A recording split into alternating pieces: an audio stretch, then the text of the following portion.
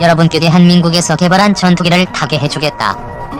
2001년 3월 20일 공군 사관학교 49기 생도 졸업식장에 참석한 김대중 대통령의 목소리엔 자신감이 묻어났다.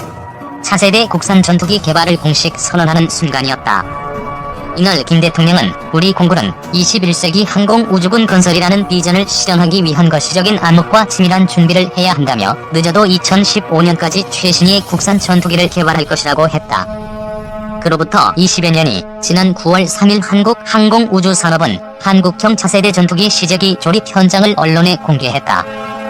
카이 측은 KF-X 시제 1호기 최종 조립을 시작했다며 이미 제작을 마친 동체와 날개 등 기체 주요 부위를 결합해 전투기 실체를 현실화시키는 작업이라고 밝혔다.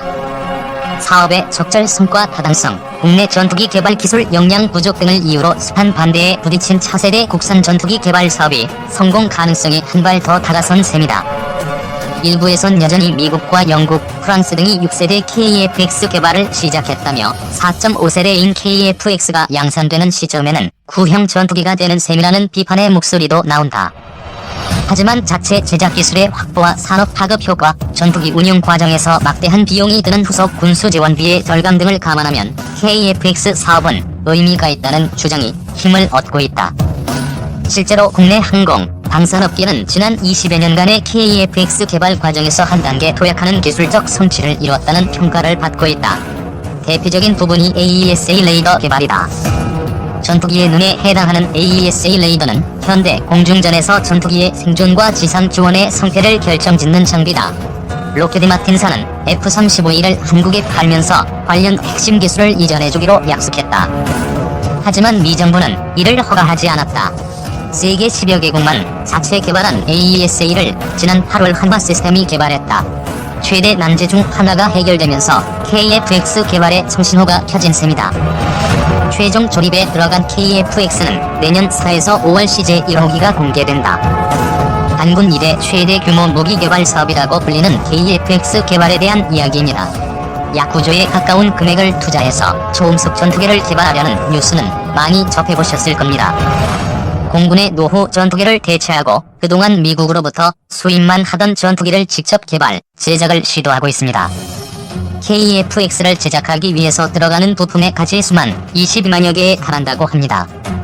여기에 각종 구조물, 전자장비, 기계장치 등 다른 산업에 미치는 영향이 크기에 더욱 우리의 힘으로 개발을 하여야 하는 것이 초음속 전투기입니다. 현재 시제기의 공정 진행은 65% 정도 진행이 되었고 내년 5월에 완성이 될 예정이라고 합니다.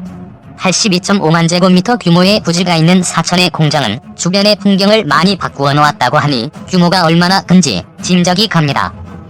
미국의 전투기 제조업체인 록히드 마틴에서도 보유하고 있지 못한 조립 장치를 이용해서 정밀도 공차 플러스 마이너스 0.001을 맞추는 등 장비 개발 분야에서도 많은 발전을 이루고 있다고 합니다.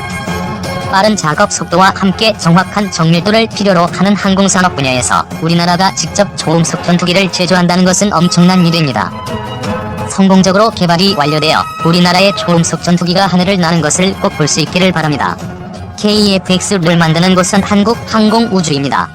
오늘의 종가는 24,350원이었습니다.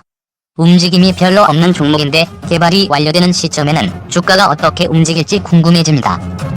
11월 10일자 한국일보는 한국-인도네시아 KF-X 사업 프랑스발 먹구름이라는 기사를 게재했습니다. 기사에는 인도네시아가 시간에 쫓겨 결국 프랑스의 전투기 라파를 구매하기로 결정할 것 같다는 기사입니다. 이 기사에서 인도네시아는 중국과 남중국해의 문제로 언제든 출격해야 하는 상황이며 그에 비해 절대적으로 전투기 숫자가 부족한 상태라는 점을 말합니다. 따라서 인도네시아는 시급히 전투기를 늘려야만 하는 상황이라고 기사는 말하고 있습니다. 그러므로 인도네시아로서는 이제 시제기 조립 단계인 KF-X를 기다리기에는 시간적 여유가 없는 듯하다는 암시를 주었습니다. 때마침 유지비가 많이 드는 유로파이터 구매를 알아보는 인도네시아 프라보워 국방장관에게 프랑스가 아주 매력적인 제안을 했다고 전합니다. 여기서 말하는 매력적 제안이란 프랑스가 라팔 전투기의 기술을 이전해준다는 것입니다. 현재 프랑스는 5세대 전투기를 개발 중이므로 4.5세대 전투기인 라팔의 기술을 인도네시아로 이전해 준다는 것입니다. 기사 내용이 현실화될 경우 인도네시아는 KF-X 사업에서 기존 납입금과 부대 비용 등 약 3천억 원 정도를 손해볼 것이라고 예상했습니다. 일단 공식 발표는 아직 안 났지만 카더라 통신이 계속 나오는 것으로 봐서 인도네시아가 현실적으로 결별을 위해 명분을 쌓는 것으로 보입니다. 인도네시아 입장에서 라팔의 구매는 현 시점에서 나쁘지는 않은 선택입니다. 중국과의 분쟁에서 시간이 걸리는 KF-X보다 당장 전력화 가능한 라팔이 시간적으로는 확실히 유리하기 때문입니다. 거기다 혹시 프랑스로부터 4.5세대 전투기 기술을 이전받으면 금상첨화 아니겠는지요? 하지만 둔자는 아무리 보아도 이 내용은 카더라 통신의 오보라고 여겨집니다. 아마도 조립 기술 이전을 대단한 기술 이전인 것처럼 확대 해석하는 것일 수도 있습니다. 아무리 프랑스가 전투기 판매에 열을 올리고는 있지만 요즘 한창 무슬림 때문에 프랑스 내부가 시끌벅적한 상황입니다. 멀쩡했던 프랑스 교사가 죽어나간 그 상황 말입니다. 그런데 무슬림 국가인 인도네시아에 프랑스가 자국의 자존심이 녹아든 전투기 기술을 넘긴다고요? 우리나라가 국정원의 미숙함 때문에 인도네시아와 엮이기는 했지만 오래 가지는 않을 듯 싶습니다. 인도네시아가 중국과의 남중국해 때문에 시급하다 하니 대한민국에서 아름답게 이별해주어야 할 듯합니다. 문제의 인도네시아 국방장관이 농림장관으로 가든지 말든지 신경 쓰지 말아야 합니다.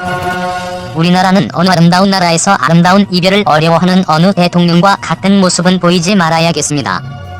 그나저나 KF-X 사업이 성공해야만 하는 이유가 하나 더 늘어났군요. 인도네시아도 실패를 예상하고 발뺀 거 아니냐는 소리가 나올 것이 뻔하기 때문입니다. 반드시 성공해서 대한민국 아니 세계를 지키는 명품 전투기가 되기를 기원합니다. 기사에서는 한국의 KF-X 프로젝트가 4.5세대 전투기임에도 불구하고 대한민국이 도박을 거는 이유는 바로 타이밍과 수출 전략 때문이라고 판단 내렸습니다. 이미 알려진 대로 미국, 영국, 독일, 중국 등은 6세대 전투기를 만들어내려고 개발을 진행 중입니다. 하지만 미국의 비밀스런 NGAD나 영국의 템페스트와 같은 다른 6세대 전투기들은 2030년대 초에도 볼까 말까한 상황입니다. 하지만 그때쯤 KF-X는 이미 완성되어 모든 전투 즉 실제 전투 혹은 전투기 시장에서의 판매 전등에서 준비가 되어 있을 것이란 이야기입니다. 어차피 F-35는 제한된 국가에서나 접근 가능할 것이며 중국의 JE-20은 아직 정보가 충분치 않으므로 KF-X가 충분한 흥행 카드가 될 수 있다는 것입니다. 비록 4.5세대 전투기이지만 기본 설계상 레이더 반사를 최소로 줄였으며 향후 블록이 블록 3을 통해 스텔스 전투기로 가는 전략은 적절한 가능성이 있다는 것입니다. 게다가 마하 1.8의 속도와 1800마일의 비행 능력은 F-16을 상회하는 것이며 무장 능력 또한 유럽이나 미국제 무기 모두 가능할 것이라고 보고 있습니다. 마지막으로 가격을 대당 5천만에서 6천만 달러로 보고 있으므로 이 정도 가격과 성능의 스텔스 기능까지 더한다면 많은 구매자들에게 관심받을 것이라고 전하며 기사를 마무리했습니다. 요즘 인도네시아가 개발 파트너로서 말이 많이 나오는 상황이긴 하지만 KF-X 프로젝트 진행에 장애가 되지는 않습니다. 오히려 기술 유출 우려가 없어지는 셈이니 홀가분하게 더 속도를 낼 수 있습니다. 대한민국의 영공방어 임무만 완수해주어도 충분한데 수출 가능성까지 높게 평가하는 외신까지 나오고 있는 상황입니다. 힘들겠지만 차분하게 완벽한 개발 성공으로 이어지기를 기대해봅니다. 카이 KF-X 개발연합 공회의니 현지서 개최. 한국항공우주산업 주식회사는 지난 6일 인도네시아 자카르타에서 KF-X 개발연합 공회를 개최했다고 밝혔다. 공회는 한국 카이에서 설계 업무에 참여하고 있는 인니 PTDI사 소속 엔지니어와 카이 엔지니어가 공동으로 인니 정부 인사에게 개발 현황을 설명하고 질의응답을 하는 방식으로 진행했다. 주요 내용은 지난 6월 한국에서 개최된 기본 설계 검토 회의 및 현재까지 진행된 체계, 비행체, 구조 등 7개 분야의 개발 현황과 IFX 형성에 장착되는 D시트와 480갤런 외부 탱크 적용 결과도 포함됐다. 이번 공회에는 양국 정부 인사를 비롯하여 카이 류광수 KF-X 사업본부장, PTDI 기타, 안표리 아완기술개발본부장과 카이 인니 설계 엔지니어 등 약 70여 명이 참석했다. 카이 류광수 KF-X 사업본부장은 KF-X는 한국 방위산업 기술의 결정체라고 말하며 양국 방산 협력의 롤 모델로 자리매김할 것이라고 강조했다.